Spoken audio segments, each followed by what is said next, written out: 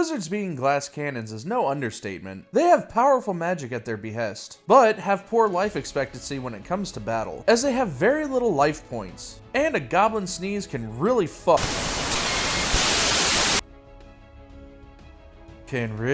ruin their day. Hello fellow adventurers, and thank you for joining me on Weaver's Wonderful World. In the last video of D&D discussions, we went over the School of Divination, Enchantment, Evocation, and Illusion. In this video, we'll be going over the schools of Necromancy, Transmutation, and War Magic. Life, Death, and Undeath.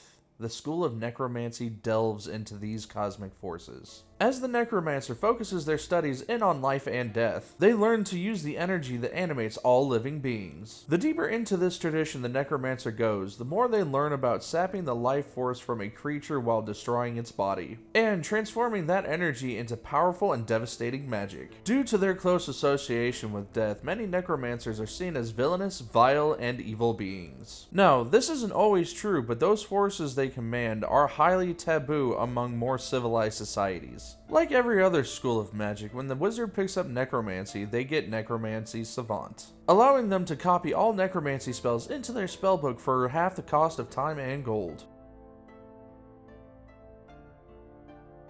Upon becoming a student of Necromancy at second level, the new Necromancer gains the ability to pull the life's energy out of any living being they kill. Once per round, the Necromancer regains life equal to twice that of the level which was casted to kill that creature. It's 3 times as much life if the spell is a Necromancy spell, meaning if the Necromancer casts a 5th level normal spell, they'll gain back 10 hit points. But if it's a Necromantic spell, they'll gain back 15 instead.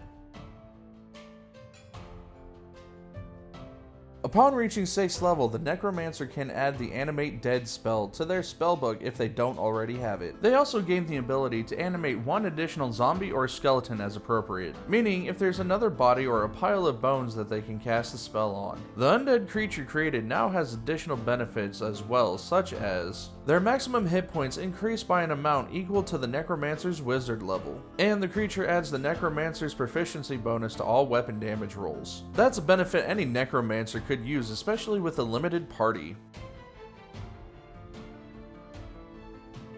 Once attaining 10th level, the Necromancer has spent so much time dealing with undead and the forces of life and death that animate them, they have become inured to necrotic damage, gaining a resistance to it. As well, necrotic damage can no longer lower their maximum hit points either.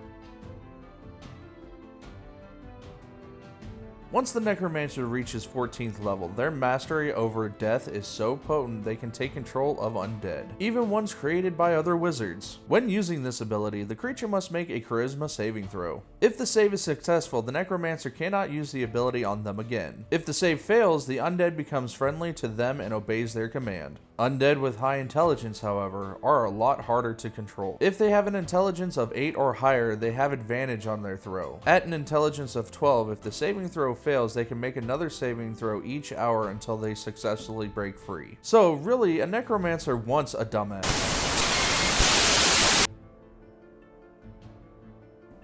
If you were a Necromancer, would you want a smart undead?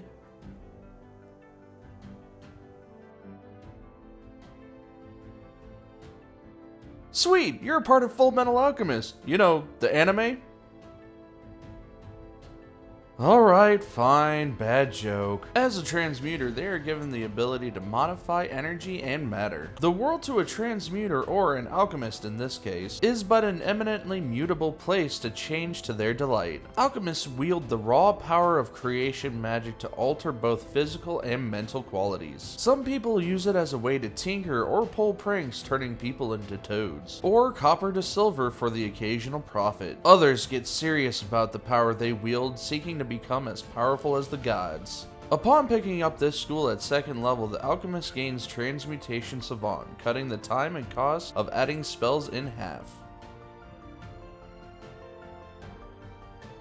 The Alchemist has the ability to turn a non-magical item of wood, regular stone, iron, copper, or silver into one of those same materials. After an hour, or if the wizard loses consciousness, the item reverts back. Once hitting 6th level, the transmuter can make a stone that will give them or another creature they give the stone to certain abilities which they can choose. These abilities are Dark Vision up to 60 feet, an increased speed of 10 feet when unencumbered, proficiency in Constitution saving throws, or resistance to any elemental damage of the transmuter's choice.